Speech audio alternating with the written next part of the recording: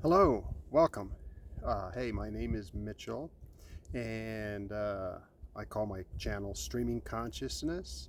And we're here to talk about what it is to be conscious and how we can experience the benefits of true consciousness without getting stuck in the head, stuck in mind, uh, chatter, ego, projecting, those kinds of things.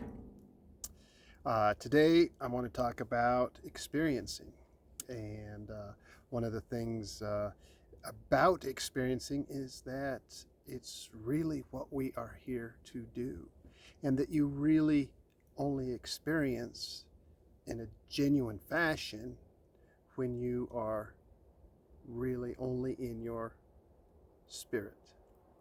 Now, of course, that's kind of an oxymoron because we really are only always in our spirit.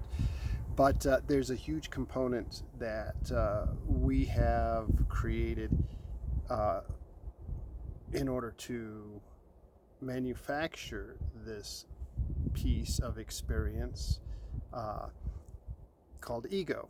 And so, ego is what distinguishes us or um, makes us distinct versus spirit, which is always one.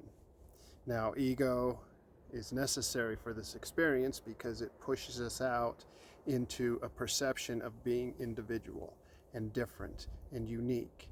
And I'm not just saying us as people, but all different uh, elements of our experience: cats, dogs, people, furniture, trees, nature, earth, planets, universe. All these would not be possible without ego, but we need to pull ourselves away from the constant um, conceptualizing that ego requires in order to create distinctions. So, what we do uh, then is come back into the space of spirit while understanding that this ego component is going to occur with or without us. So, better to let it occur without my drive trying to further distinguish myself from all else, because it's already happening. It's the mechanism that we have placed this bit, the bit of consciousness that I call Mitchell, for example, in this realm of egos or distinguishments. It's the duality, the dvandvas, however you want to call it. That's the Sanskrit term, dvandva. We call it the flying dvandvas because they get very distracting. Um, but that's a story that I'll tell at another time. I maybe I'll tap into it a tiny bit here. I did spend many years with this very unique yogi who she was driven more by the learning and the Sanskrit and the deeper, bigger cosmology of which yoga that we know of was born. And so when I studied with her, it was kind of her understudy, so to speak. She just sort of brought me on and said, "Okay, you're working with me." And we were stuck together for about 5 years. Um, but anyway, every day we studied Sanskrit. We chanted all the sutras of the Yoga Sutras of Patanjali. We did all the pranayamas. Well, not every day, but every day we did whatever pranayama we were working on. And this was way back in the early 90s when there wasn't so much information out there. And to get the information, you had to go find books and look it up because the internet wasn't quite as uh, um, easy access for information as it is now. Anyway, I diverge. The dualities um, is is what gives us an opportunity to experience. So pure consciousness is pure consciousness. It doesn't need, inherently doesn't need any type of uh, physical counterpart, but it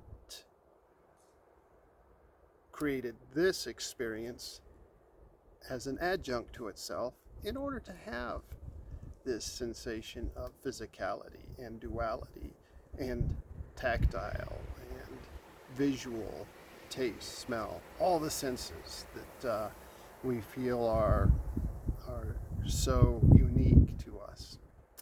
And they really are to this experience. And so anyway,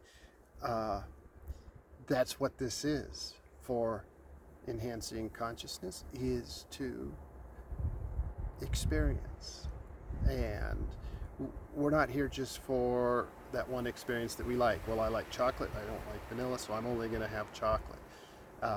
You know what? We've got this entire palette of experience, and the palette includes pain, it includes pleasure, it includes passion, and it includes disgust, revulsion, fear is part of the palette of experience that we have. And so when we see the palette and we see it as a palette rather than only being in the ego and chasing that one component that I really, really, really want, or that soothes this mechanism, or that this body mechanism prefers chocolate over vanilla, prefers comfort over pain, prefers bicycling over basketball, you know, and then we get into the finer things, you know. We're seeing a huge amount of upheaval in politics. And politics is fascinating because it helps us to project our imagination into futures where the experiences that we desire are more likely, and where the experiences that we do not want are less likely. And the big issue I see is that so many individuals are worried that the experiences that I find desirable may not be the same experiences that they find desirable, so I'm going to fight hard to get it this way. And therefore, I'm narrowing my perspective only to me. And wow, that's a big mistake, because we lose our power when we do that. Then we come in further and further into the physical, ego-driven component, the physical part, which is the de facto piece that we discussed earlier. It's the piece that occurs with or without our input. What our input can help drive is the rather than trying to control the physicality piece, is controlling how we feel and how we want to project this feeling into the future, and how I want that feeling for everyone, not just me. And so maybe chocolate gives me this good feeling, but for other people, it's vanilla, strawberry, other flavors. And so I can't just say, well, we're going to ban strawberry, vanilla, and all these others because chocolate is the best for me. So I say, I get a wonderful sensation, experience from chocolate. You very well may have that wonderful sensation with strawberry, vanilla, uh, broccoli, right? So you go with it. Now, to me, that broccoli may be like, no, that's so unpleasant that it's painful. So we need to ban the broccoli. And all those people that like the broccoli need to be quarantined or re-educated to understand what is best for them, which is how I'm couching it, but it's best for me because it's the chocolate, right? No. I stick with that feeling, the sensation, the experience. Remember, this is all about experience. So the experience that I get, and I project that into the future. Now, there's a whole bunch of us, and so that's how we get this this need for a political atmosphere to help to bring the experience equally out there to those who like all the different things.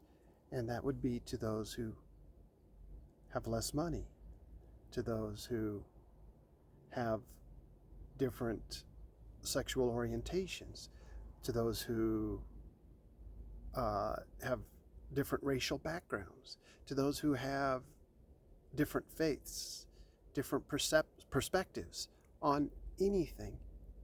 We want to project into the future the freedom for everyone to feel their highest passion, find their highest joy without trying to limit the palette by which they draw this passion and joy. And so that to me is the purpose of politics. That to me is what our highest drive can be. So how can I make that something shareable for all people? I'm in control of exactly one person, right? And so maybe I spend my focus, my time, my energies on optimizing my own experience and then allowing that experience to speak and project out to the rest of you. And they say, what is it that you have? And then I say, well, I have this passion for chocolate. And they say, oh my God, what about broccoli? And I'm like, if broccoli's your thing, dig deep. Find the passion, the joy that you get from your experience without pulling away from mine. Because you can. Consciousness is infinite. And therefore, even this simple physical experience, which seems so contained and limiting, is also infinite. It's of the parents of infinite. So how can we not also be? So let's be in that space and find our passions, my individual experience that takes me to the highest point that I can possibly be within this body. Because this body only contains a fraction of the joy and bliss that consciousness really is. So why work so hard just for each incremental sensation? Knowing first off that the body can only experience tiny bits of the pure bliss of pure consciousness, but when we tap into consciousness itself, it comes through and radiates out. And, it can take this body into a place of experience that is bliss and joy. It can't take it all the way because, well, this body would explode. um, and that's probably when people end up just transcending, right? Uh, I, I, I, uh, I'll go into that at another time, because there are those spaces, but in a lot of ways they're incapacitating, and so they pull away from the experience piece.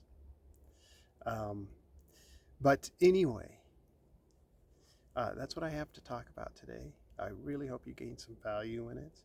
I usually close with a tip on how to tap into yourself.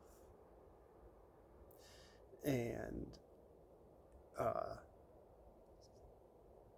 in every case, it's generally pulling away from the mind. And until we are less mind-based, the exercises will be have that a large component of trying to pull away from mind. The easiest way to pull away from mind that I see is really just coming into body, because body is still far, far, far more connected to pure source, to pure consciousness than the mind. The mind is the one that's always trying to create the distinguishments, the distinctions, the separations. And so for today's exercise, we will, it's always a breath, and I like a very simple 2-4 breath. And that could actually be a 1-2-1-4, because it's 2 in, 1 pause, 4 out, 1 pause, 2 in. So it's inhale, inhale, pause, exhale, exhale, exhale, exhale, pause, inhale, inhale, pause, exhale, exhale, exhale, exhale, pause. When we are exhaling, more often than the inhale, or more predominantly, or twice as long as in this case, we are actively turning off the adrenals. It's a down-regulating breath. A down-regulating breath also brings you down physically into the body. It brings you down into the diaphragm. We're only breathing in and out through the nose. And I love it when you place the tip of your tongue just behind the front teeth at the roof of your mouth. And this all of this is to stimulate the parasympathetic nervous system. The parasympathetic nervous system is that down-regulating system, and it's the system that helps you connect with your higher brain, and therefore the chemicals that put you in a vibrational,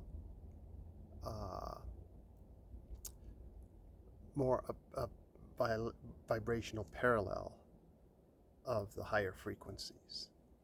And so when you're in the lower brain, you're in reactionary. When you're in the mind, you're in reactionary, and you're in lower vibration. When we come into, because you're the lower vibration are those things like cortisol and even adrenaline.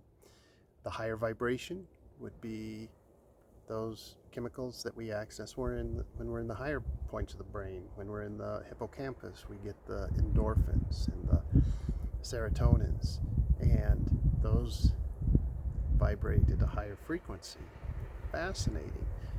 Physicality is still consciousness. Chemical is still consciousness. So be in the consciousness that is more equivalent to the place where you want to go. So we physically come into the breath. This also draws your breath down to the diaphragm. So when we're at the diaphragm, we're breathing deeper. The diaphragm also has a direct contact with the parasympathetic nerve that goes right through it.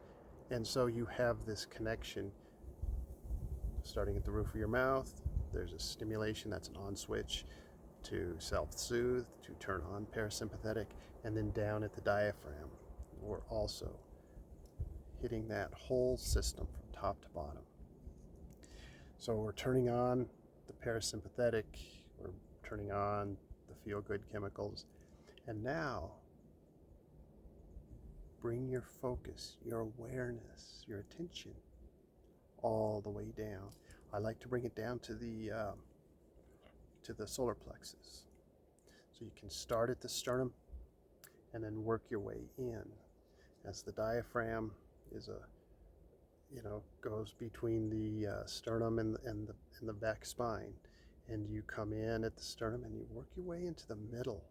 So you're in the middle of your entire body, in the core, and you're in the power center also, and you're at that point, that key point where the parasympathetic nerve starts to really spread out.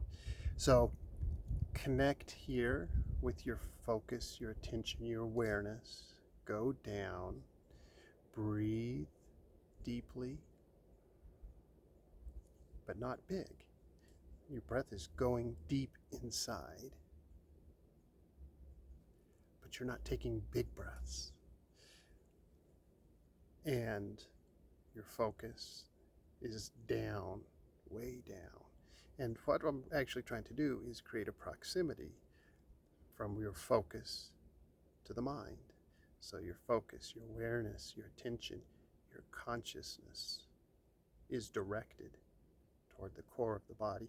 The mind can be up here, chattering away, but when your focus is down here, it may not hear it so loudly. So the mind continues, the focus is in the place that is creating calm. And so calm starts to grow throughout the body. And then it might float up, and the thoughts slow down. And then the thoughts relax. The body relaxes. The thoughts relax. So stay in this breath, in this deep inward focus for a minimum of 5 minutes. See if you can do it. 15 minutes is even better. You don't need to stay there very long. Definitely eyes closed, because you're really bringing your awareness inside and you're just seeing what's in there. And it doesn't need to be anatomical. Really doesn't need to be anatomical. Imagine light, imagine a container, imagine whatever comes to mind for you when you go deep. It might be, it could be color, it could be sound, it could be smells, it could be words, it could be images, anything that allow it to come from this place deep within and then resonate out. And as it resonates out, that's when you start to really deepen your experience. So as you come out of the closed eyes, as you open your eyes, come back into this larger anatomy that's still you, but it initially, or before you went in, was something out there. As you open your eyes, as you come back into awareness, see what's out in front of the eyes that is being brought in, as a part of you. And don't name it. Don't put a name on it. Don't label anything out there. Just see. And see that the seeing is still part of you. When the seeing receives and puts out in equal measure, you say, oh, this is the creation. I am receiving and experiencing the creation. I am creating and experiencing all nearly simultaneously. This may not be exactly your experience, but as you open your eyes, just notice maybe light. But that's it, right? Don't say, oh, tree, chair, TV. Try not to put labels on it. Just see, experience, witness, as if it were the larger you, as if it were this place down here in the solar plexus, reflected back out. So if you like this video, please subscribe, say like, give me a comment, let me know if you have any feedback on this. Let me know if you did this meditation and how it was for you. Please, I'd love to hear from any and all of you. But for now, thank you so much. Again, subscribe, like. You can check out my other things. I'm working on, I'll have a book out soon. I'll have a mind, body, breath program coming soon in February. So just stay tuned, and I will talk with you soon. Bye-bye.